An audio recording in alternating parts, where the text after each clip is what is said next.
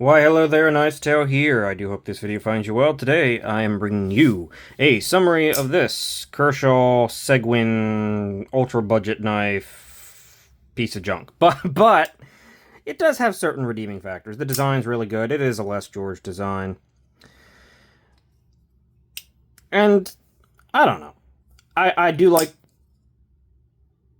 aspects of it. I can admit that, but it's not a very good knife. It's discontinued. I don't know how much they were originally, but I got this one for like $25. So right now, if you find them, they're probably in the ultra budget territory. And I mean, it's an all right knife for ultra budget territory. It's not,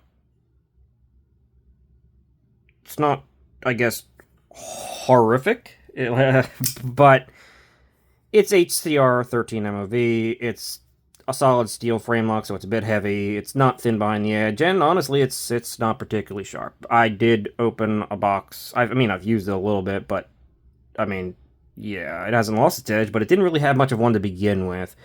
I'm pretty confident that I can just do this all day, so you might have to just like immediately put a new edge on this thing. Which, I mean, personally, I would like my knives to be a little bit sharper than that, but whatever.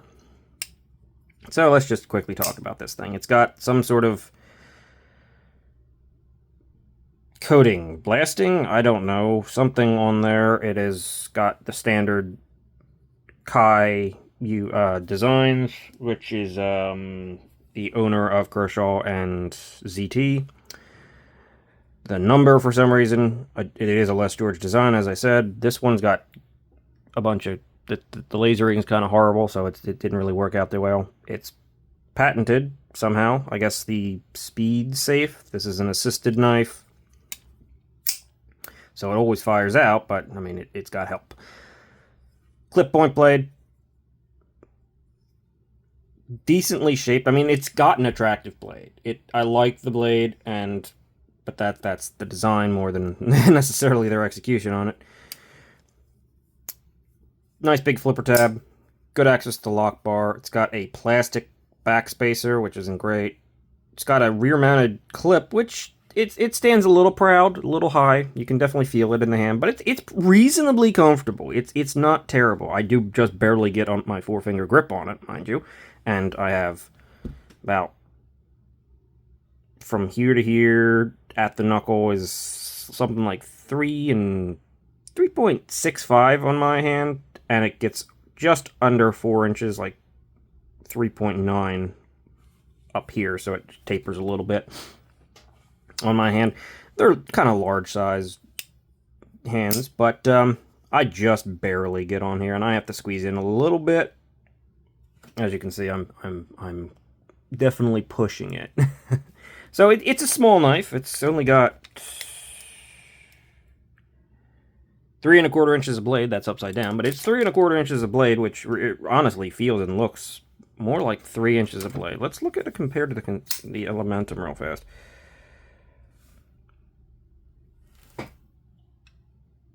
Yeah, I guess it does have more than the Elementum. It doesn't feel like much more than the Elementum. In fact, the Elementum even feels a little bit bigger and roomier in hand. The Elementum also needs to be cleaned. But decent flex on the clip. It's fine. It's steel. Not the greatest milling work, and of course it's got hard edges here, but they're actually surprisingly not terrible. Like, they're hard edges, but I've had a lot sharper, even though they are very angular. So I'm not going to knock it too hard for that. I'm not going to knock it too hard for what it is. It is on bearings. What I find interesting is, as you can see, it's thicker on one side because this is like an overlay plate that houses, I'm guessing, the whole spring system, which you can see right in there, actually. That's the spring right there. So it actually makes it look kind of lopsided. In my review, even, I said that this thing was pretty substantially off-center. I mean, it is. Don't misunderstand me. It's pretty substantially off-center, but Oh, it's also almost completely coming apart. That explains that. Jeez, this. I was so much that I was really just taken completely aback. Let's see. Let's get rid of the play. I can get rid of the play in this knife. And yeah, we're pretty far off center. We are pretty far off center, but it also, I mean, it's a warp in the blade. It is. The blade just immediately starts turning. The grind's off, the warp's off.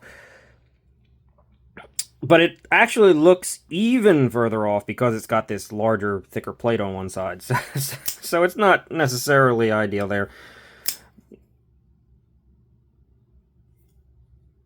And I can't get rid of all the play with still having... Can I get rid of all the play with having any action whatsoever? Play is gone. Okay, yeah, you can. You can. But we're almost scraping here. It's not a good knife. It's not a very recommendable knife, even for its price point. A little bit more is going to get you something like... I think you can still get, what, QSP Penguins, and I historically don't even like QSP Penguins, but a little more you can get something like that. On sale you can get other knives. I mean, even some of the other Kershaw similar knives probably beat this one. But it is a good design. It is a decent-ish knife. Got a little ramp here, little... Actually kind of not really sort of midway functional jimping. It's too rounded, but it does still somehow provide a tiny bit of traction.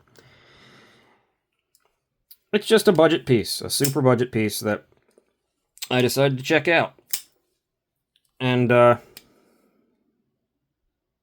ain't great, but it does what it does. Stop pin's up there so you don't have to worry about sharpening choil, which is good because it I mean, not only does it basically hit the edge termination's got a little bit of a recurve going on down here. You get this higher type area right there. I haven't sharpened it.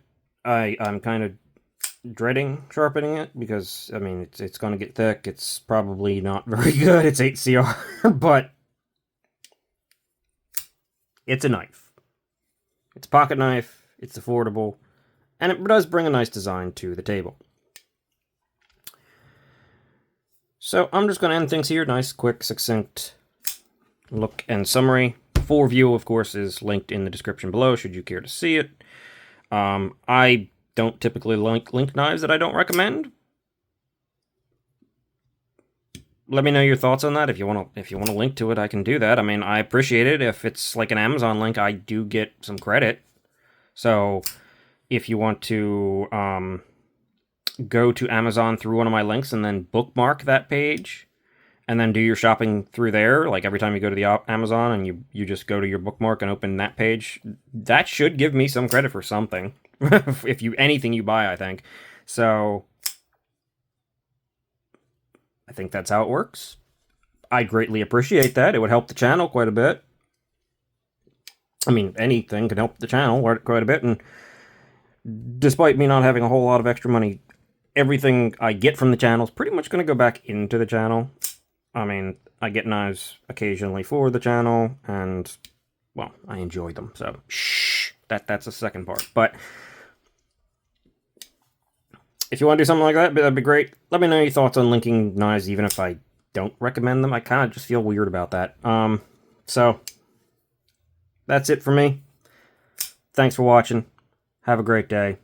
See you later.